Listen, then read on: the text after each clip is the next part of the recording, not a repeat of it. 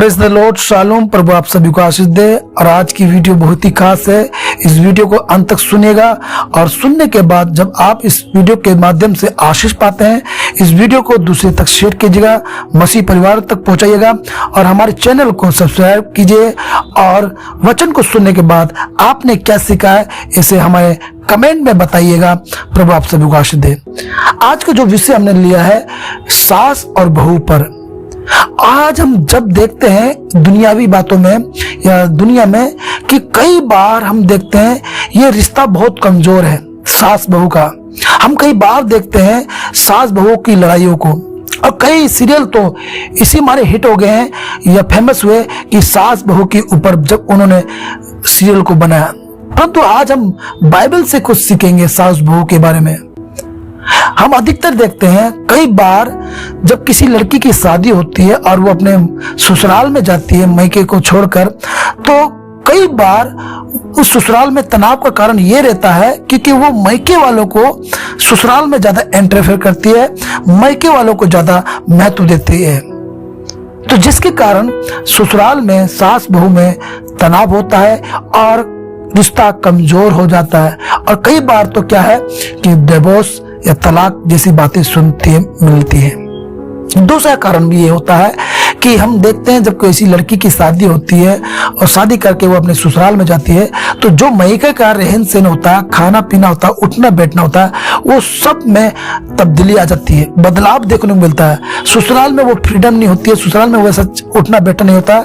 और कई लड़कियां जब इस चीज को ढल नहीं पाती हैं, एक्सेप्ट नहीं कर पाती हैं, तो एक रिश्ते को हम देखते हैं वहां पर कमजोर होते हुए। सास बहू में या ससुराल में मन मुटाव को हम देखते हैं बहू के द्वारा, और ये रिश्ता बहुत कमजोर और कई बार तो तलाक तक नौबत आ जाती है।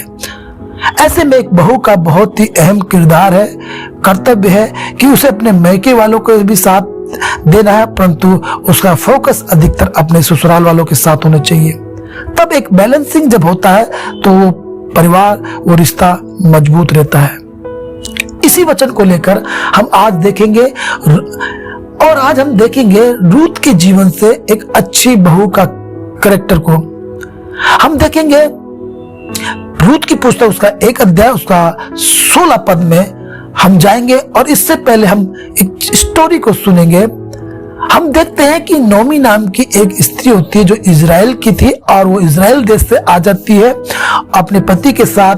वो मोआब देश में रहती है। जब वो मोआब देश में रहती है तो उसके 2 बेटे उत्पन्न होते हैं, और दोनों बेटियों की शादी वो मोआब देश में मोआबिन लड़कियों से कर देती है। कुछ समय बाद उसके दोनों बेटे गुजर जाते हैं, मर जाते हैं। अब उसकी दोनों बहुएं विधवा हो जाती हैं। कुछ समय बाद नोमी को ये खबर मिलती है कि इजराइल के परमेश्वर यहोवा ने अपने लोगों को याद किया है और यहोवा उन्हें अन्न जल दे रहा है। तब वो एक निर्णय लेती है और अपने देश इजराइल को लौटने को जाती है। तब उसी दौरान हम देखते हैं कि नोमी की जो दोनों बहुएं होती हैं वो भी नोमी के साथ जाने लगती हैं। परंतु नोमी जब अपनी दोनों बहुओं को, ओर्पा को और रूथ को मना करती है कि तुम अपने घर वापस लौटो, तब वहां पर दोनों बहुएं उससे अलग होने को मना करती है। परंतु बड़ी बहू ओर्पा तो वापस चली जाती है अपनी सास के कहने पर, परंतु रूथ जो छोटी बहू थी वो मना करती है, वो नहीं जाती है। परंतु वो क्या बोलती है आइए हम उसको देखेंगे। हम देखेंगे रूथ की पुस्तक उसका 1 अध्याय उसका 16 पद में लिखा है, रूथ बोली, तू मुझसे ये एक विनती ना कर कि मुझे त्याग कर छोड़कर लौट जा, क्योंकि जिधर तू जाए उधर मैं भी जाऊंगी, जहां तू टिके वहां मैं भी टिकूंगी। तेरे लोग मेरे लोग होंगे और तेरा परमेश्वर मेरा परमेश्वर होगा। 17 पद, जहां तू मरेगी वहां मैं भी मरूंगी और वही मुझे मिट्टी दी जाएगी। यदि मृत्यु को छोड़ और किसी कारण मैं तुझसे अलग हूं तो यहोवा मुझसे वैसा ही वरन उससे भी अधिक करे। देखिए हम कुछ पॉइंट को यहाँ पर देखेंगे इन वचनों में। एक अच्छी बहू, और हम देखते हैं यहाँ पर 16 पद में पहला पॉइंट, जिधर तू जाए उधर मैं भी जाऊंगी। यहाँ पर हम देखते हैं अपनी सास से नोमी से रूथ क्या कहती है कि तू जहां जाएगी वहां मैं जाऊंगी, जिधर तू रहेगी, तू जिधर जाएगी उधर मैं जाऊंगी। यानी कि तेरी हाँ में हाँ। ऐसी बहू जो अपनी सास की हाँ में हाँ मिलाए, हाँ में हाँ में यानी कि जो वो काम करने को बोले या जो कहे उसे वो बहू करे, तो इसके कारण एक रिश्ता मजबूत होता है सास बहू का। हम यहाँ पर देखते हैं कि रूथ ने अपने माइंड को प्रिपेयर कर लिया, अपने आप को डेडिकेट कर दिया, क्योंकि अब वो कहाँ जा रही थी, वो मैके में नहीं थी, अब वो अपने ससुराल में जा रही थी जहां की नोमी थी। अब उसने अपने ससुराल जाते समय अपने आप को, माइंड को प्रिपेयर किया, अपने आप को डेडिकेट किया और क्या किया हम देखते हैं दूसरा पॉइंट कि जहां तू टिकेगी रहेगी वहां मैं भी टिकूंगी। यानी कि जिस हाल में भी तू रहेगी, दुख में रहेगी तो मैं दुख में भी रहने को तैयार हूं, सुख में रहेगी तो सुख में रहूंगी। कई बार हम देखते हैं कि कई बहुएं जब ससुराल में दुख आता है तो कुड़कुड़ाती हैं, अपने मैके की कुछ बातों की बड़ाई करती हैं, और अपने ससुराल में जब वो दुख को कुछ फेस करती हैं तो कुड़कुड़ाना स्टार्ट कर देती हैं। रूथ ने इस बात के लिए अपने आप को डेडिकेट कर दिया था कि यदि अगर कोई दुख का सामना भी मैं करूंगी तो उस विषय में मैं तेरे से कुछ नहीं बोलूंगी, कुड़कुड़ाऊंगी नहीं, दोष नहीं लगाऊंगी, परंतु मैं हर हाल में तेरे साथ रहने को तैयार हूं। एक अच्छी बहू अपने ससुराल में जब कोई दुख का सामना हो और वो उसमें खड़ी हो, उसमें फेस करे, तो एक अच्छी बहू का किरदार हम देखते हैं, एक अच्छा बहू हम देखते हैं। ऐसी बहू के द्वारा ससुराल में एक अच्छा रिश्ता मजबूत होता है सास बहू में। तीसरी बात हम देखते हैं, तेरे लोग मेरे लोग होंगे। यहाँ पे रूथ कहती है कि तेरे लोग मेरे लोग होंगे, यानी कि जिनको मैंने देखा नहीं है, जाना नहीं है, वो कैसे रहते हैं, कैसे रूप के, रंग के, लंबे तरंग के, परंतु वो जैसे भी होंगे, हो सकता है वो काले हों, परंतु हो सकता है वो नाटे हों, हो सकता है मोटे हों, परंतु कैसी भी किस्म के लोग हैं, शकल में अच्छे हों या बुरे हों, परंतु जैसे भी लोग होंगे वो मेरे अपने होंगे। अपनापन मैं दिखाऊंगी, उनको ये नहीं लगेगा कि मैं मुआबिन हूं, उन्हें पराया महसूस नहीं होने दूंगी। मैं तेरे लोगों को अपने तरफ से कोई गलती का मौका नहीं दूंगी कि लोग ये कहे कि ये तो मुआबिन लेकर ले आया, परंतु जब कोई मेरे बारे में बोलेगा तो तुझे प्राउड फील होगा कि हाँ, नोमी एक अच्छी बहू को लेके आई है। अपनापन मैं दिखाऊंगी। चौथे पॉइंट हम देखते हैं, और तेरा परमेश्वर मेरा परमेश्वर होगा। इसका मतलब था कि तेरे चले जाने के बाद भी मैं तेरे परमेश्वर को मानूंगी, उसकी आज्ञा में चलूंगी। सोचिए, ऐसी बहू जब अपने आप को प्रिपेयर करे तो एक अच्छा रिश्ता उसका ससुराल में बनता है, एक अच्छी इज्जत उसको मिलती है। वो कहती तेरे परमेश्वर को भी मैं मानूंगी तेरे चले जाने के बाद, दिखावटी में प्रभु को नहीं मानूंगी, रियल में वो प्रभु को मानने को तैयार है। फिर लिखा, जहां तू मरेगी वहां मैं भी मरूंगी। 17 पद में लिखा है, बस केवल तुझे और मुझे एक ही चीज अलग कर सकती है, वो है मृत्यु। इसका मतलब था जहां तू मरेगी वहां मैं मरूंगी, इसका मतलब है, और जहां तुझे मिट्टी दी जाएगी वहां मुझे भी मिट्टी दी जाए। इसका मतलब है फ्रेंडशिप। एक बहू अपनी सास के साथ अगर अच्छी दोस्ती करके रहे तो ऐसा सास और बहू का रिश्ता बहुत ही मजबूत होता है।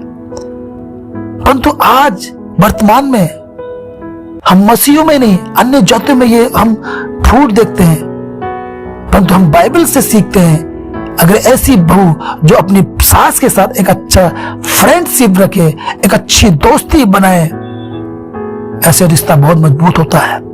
एक ब्लेसिंग उस घर में होगी, एक आशीष उस घर में होगी, पैसों की बरकत, शांति की बरकत उस घर में होगी। ऐसी ब्लेसिंग हम देखते हैं। ऐसी एक मसीह लड़की जब शादी करने जाए अपने ससुराल में, ऑलरेडी वो मसीह लड़के से शादी करेगी तो बहुत अच्छी बात है, तो ये चीजें उसके जीवन में होनी चाहिए। अपने आप को, माइंड को प्रिपेयर कर ले, अपने आप को डेडिकेट कर ले, तो वो एक बहू का अच्छा कैरेक्टर हम देख नहीं पाएंगे। नहीं तो बहुत सी जगह पे ये रिश्ता सास और बहू का कमजोर पड़ा है, परंतु हम आज बाइबल से सीखते हैं एक अच्छे रिश्ते को किसकी तरफ से, रूथ की तरफ से, बहू की तरफ से। आइए हम अब देखते हैं सास का कैरेक्टर। हम देखते हैं सास की कैरेक्टर में नोमी को। ऐसी सास जो नोमी थी, ऐसी सास आज मसीह बहनों में, मसीह लोगों में होनी चाहिए।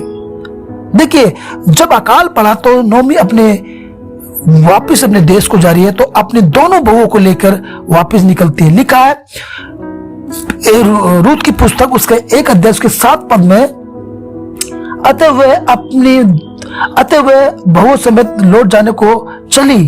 अतः वह अपने दोनों बहुओं को समेत उस स्थान से जहां रहती थी निकली और उन्होंने यहूदा देश को लौट जाने का मार्ग लिया।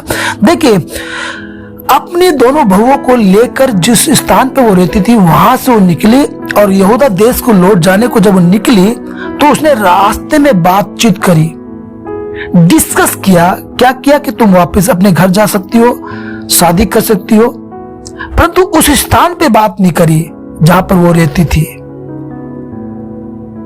क्यों? कई बार हम देखते हैं बहुत सी सास अपनी बहुओं की छोटी छोटी बातों को ले जाकर गांव और आस पड़ोस के लोगों को सुनाती हैं और बदनाम करती हैं। परंतु देखिए, नोमी को मालूम था कि मेरी दोनों बहुएं विधवा हो चुकी हैं और जिस स्थान पे वो रहती हैं हो सकता है आसपास में कुछ लोगों की नजर में होंगी।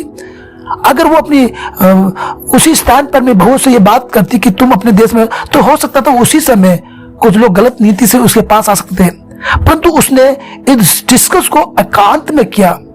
कोई भी मिस्टेक, कुछ भी गलती अगर आपकी बहू से या अपनी बहू से हो तो उनसे एकांत में बात करनी चाहिए, ना कि आसपास के गांव में या रिश्तेदारों में ढुंढोरा पीटनी चाहिए। इससे क्या होता है, जब कोई सास अपनी बहू की अच्छी या बुरी बात बाहर बोलते, अच्छी तो बहुत कम बोलते हैं, छोटी मोटी गलतियों को वो बुराई बनाकर अपने रिश्तेदारों में या आसपास के लोगों को बोले, तो क्या होगा, उस बहू के मन में अपनी सास के लिए क्या छवि छबेगी, कड़वाहट ही आएगी। परंतु ऐसा रूथ की सास नहीं करती है, वो परंतु वो पर्सनल उनसे डिस्कस करती है। तो ये होना चाहिए, एक मसीह में एक सास अपनी बहू को जो भी कुछ बातें वो पर्सनल रखे, लोगों को शेयर न करे। अगर बताना तो अपनी बहू की तारीफ करे लोगों के बीच में बाहर। हम दूसरा पॉइंट देखते हैं, नोमी के जब दोनों बेटे बाहर काम पे जाते थे या जब दोनों गुजर गए तो अपनी दोनों बहुओं का ख्याल किसने रखा? सब चीजों में पुरुषों से बचा कर रखा, खान पीन की जो जरूरत है वो सब किसने की होगी? एग्जैक्टली है, नोमी ने। तो एक सास का एक कैरेक्टर है कि वो अपनी बहू का ख्याल रखे। जैसे वो अपनी बेटी का ख्याल रखती थी या करती आई ख्याल, ऐसी वो अपनी बहुओं का ख्याल रखे। तो एक अच्छा रिश्ता बहू और सास का होता है। हम तीसरा पॉइंट देखते हैं, फ्रीडम। हम 8 पद में देखते हैं, नोमी ने दोनों बहुओं को जाने को बोला और कहा तुम अपने देवताओं को मानो, अपनी शादियां करो। परंतु हम इस चीज से सीखने को मिलता है कि नोमी ने अपनी दोनों बहुओं को फ्रीडम दिया, स्वतंत्रता दिया। कई बार हम देखते हैं कि कई सास अपनी बहुओं को स्वतंत्र फ्रीडम, कई बार हमने देखा कि कई सास अपनी बहुओं को फ्रीडम नहीं देती हैं, दबाव बना के रखती हैं, हर चीज में टोका टाकी करती हैं, जिससे बहू के मन में अपनी सास के लिए एक नेगेटिविटी आती है, नकारात्मक बातें आती है कि ये मेरी सास मुझे दबा के रखती है। कई बार आप अपनी बहुओं को फ्रीडम दीजिए, स्वतंत्रता दीजिए, यानी कि उनसे भी कुछ सलाह लीजिए। जब एक सास अपनी बहू से किसी बातों में सलाह लेगी, क्यों लेना पड़ेगा? क्योंकि 2024 चल रहा है, आज की टेक्नोलॉजी चीजें बदल गई हैं। पहले चूल्हे पे खाना बनाया जाता था, आज सिलेंडर पर बनाया जा रहा है। पहले सामान खरीदने के लिए बाजार में जाना पड़ता था, भागदौड़ करना पड़ता था, आज ऑनलाइन जमाना आ गया, होम डिलीवरी घर में होती है। तो ये टेक्नोलॉजी कौन चला सकती है? बहू है आज की 2024 की। तो कुछ बातों में बहू से सलाह लेने से क्या होगा, एक अच्छा रिश्ता बनेगा। शायद हो सकता है सास को सारी बात की नॉलेज हो, परंतु फिर भी हो सकता है कि बहू को कम नॉलेज हो, परंतु फिर भी अगर वो डिस्कस करे अपनी बहू से और कुछ सलाह मांगे कि क्या करना चाहिए, वो कोई भी सलाह दे, कोई बात नहीं, परंतु उसके मन में ये रहेगा बहू के कि मेरी सास ने मेरे से पूछा कुछ करने के लिए। तो क्या होगा, एक अच्छा रिश्ता आएगा। उसके अंदर ये महसूस नहीं होगा बहू के अंदर कि मेरी सास ने मुझे दबा के रखा है, ये मुझ पे प्रेशर जमा के रखा है, फ्रीडम भी दे रखा है बोलने का, कहने का। अब हम देखते हैं चौथी बात, नौमी आशीर्वाद देती है। नौमी क्या देती है? आशीर्वाद देती है कि जाओ तुम अपने ईश्वर के मानो, अपनी शादी करो, और जैसे तुमने मुझसे प्रीति दिखाई है वैसे ही यहोवा तुम्हारे ऊपर कृपा करे। हम 9-10 में देखते हैं, यानी कि इस बात को बताया जाता है कि वो कृपा करती है। कैसे?